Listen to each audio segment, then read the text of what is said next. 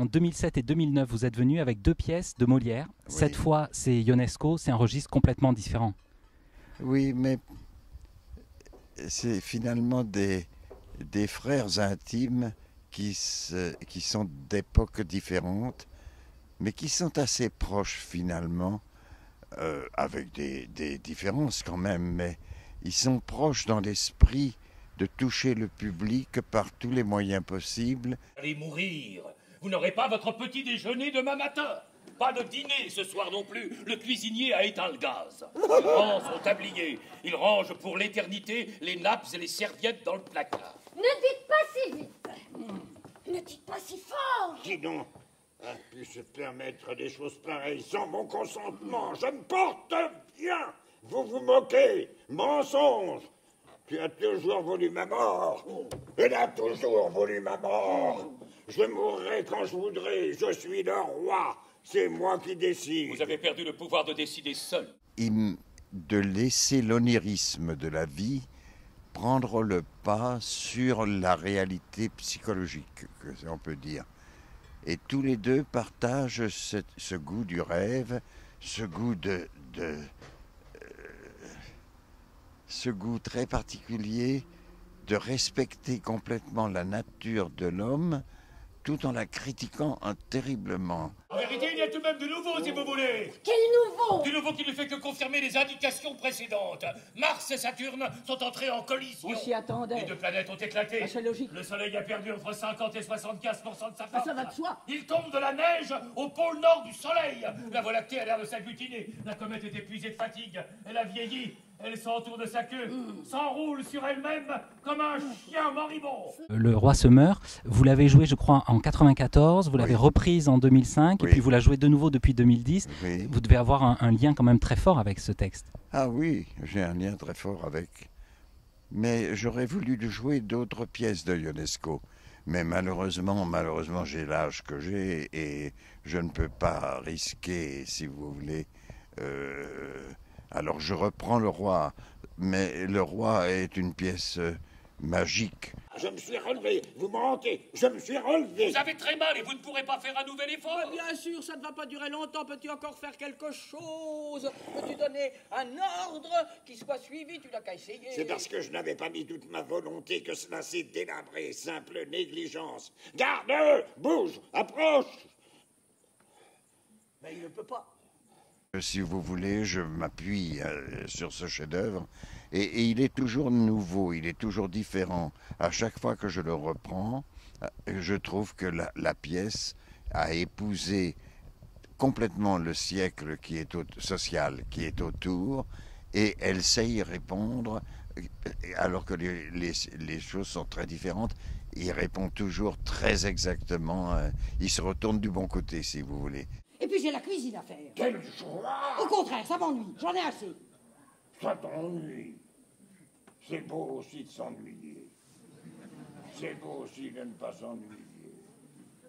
Et d'être mécontent et d'être content. Et de se résigner. Et de revendiquer. C'est toujours une autre pièce. Et tous les soirs, je peux dire tous les soirs, c'est une autre pièce. Ce qui crée d'ailleurs une difficulté pour l'acteur et pour tous les acteurs qui le jouent. C'est-à-dire que on est sûr du texte, mais le sens du texte, on n'en est pas vraiment complètement sûr. Il est toujours tout neuf. Le devoir de votre majesté est de mourir dignement. Mourir dignement! Au secours! Votre roi va mourir! Ça sert à rien de crier. Le roi va mourir! Vous entendez? Le roi va mourir! Mais moi, j'entends. On me répond, on va peut-être me sauver. Il n'y a personne. C'est des pièces qui parlent du rêve. Ce sont des pièces qui parlent et qui ne s'appuient pas sur une construction psychologique ou réaliste des choses. C'est une pièce qui s'envole, c'est une pièce qui va vers le rêve et vers la réalité, mais la réalité d'une chose qu'on ne comprendra jamais.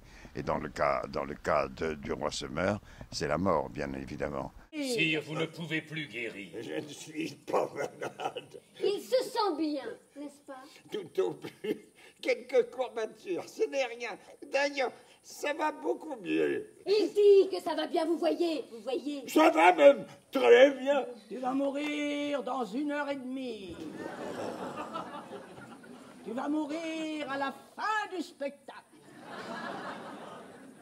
Et la mort est explorée, elle est familiarisée, elle a comment dirais-je, sa camaraderie avec le spectateur et avec l'acteur, et sans qu'on sache exactement qui elle est, sans qu'on sache exactement.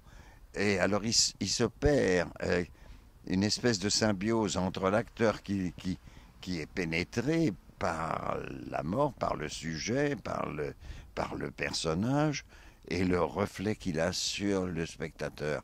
Je me vois derrière toute chose. Je suis plus que moi partout. Je suis la terre, je suis le ciel, je suis le vent, je suis le feu. Suis-je dans tous les miroirs ou bien suis-je le miroir de tout? Il s'aime trop. Maladie psychique bien connue, narcissisme. Je vois des salles comme par exemple hier à Sisteron, une salle entière de gens qui ne sont pas prêts d'entendre ça, si vous voulez, d'entendre ça, et qui devant ça ont un émerveillement extraordinaire. Avec une bonne crise cardiaque, nous n'aurions pas eu tant d'histoires. Les crises cardiaques, c'est pour les hommes d'affaires. Ou bien une double pneumonie. C'est pour les pauvres. Pas pour les rois. Je pourrais décider de ne pas mourir. Vous voyez, il n'est pas guéri. Si je décidais de ne pas vouloir, si je décidais de ne pas vouloir, si je décidais de ne pas me décider. Nous pouvons te décider. Ça répond très exactement, et avec le sourire. C'est très très étonnant. Et même la mort n'est pas effrayante chez Ionesco. Elle est assez drôlatique, elle est assez drôle, et elle ne prend pas même comment dirais-je, le costume de la mort. Non, non, non, non, non, non. Elle reste complètement impénétrable. Mais on la sent, on sent qu'elle est là, on sent qu'elle est là, et qu'elle tourmente les personnages. Alors, je recommence. Je veux recommencer. Je veux être un bébé. Tu seras ma mère. Oh, On me mène à l'école avec des petits camarades.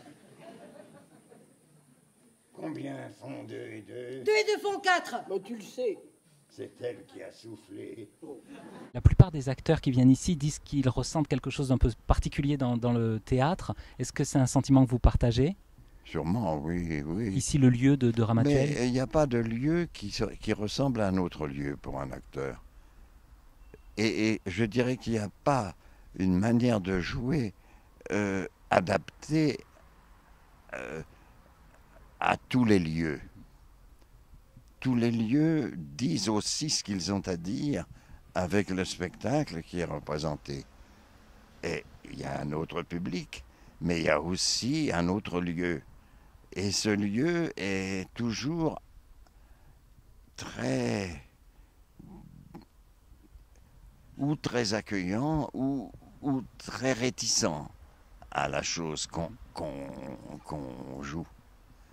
Et c'est quelquefois très dur et quelquefois très facile. Ça dépend tout à fait. Je suis comme un écolier qui se présente à l'examen sans avoir fait ses devoirs, sans avoir préparé sa leçon. ne t'inquiète pas. Comme un comédien qui ne connaît pas son rôle le soir de la première et qui a des trous, des trous, des trous. Comme un orateur qu'on pousse à la tribune qui ne connaît pas le premier mot de son discours, qui ne sait même pas à qui il s'adresse. Je ne connais pas ce public. Je ne veux pas le connaître. Je n'ai rien à lui dire. C'est toujours un miracle. Le jeu, de toute façon, est quelque chose qui est toujours à improviser, qui est toujours, même si on a tout préparé pendant des mois, des années, sur un personnage, il y a toujours quelque chose qu'on a oublié et qui se révèle dans un lieu. Et alors ici, il y a d'autres choses qui tendent le nez, je veux dire, pour être vues.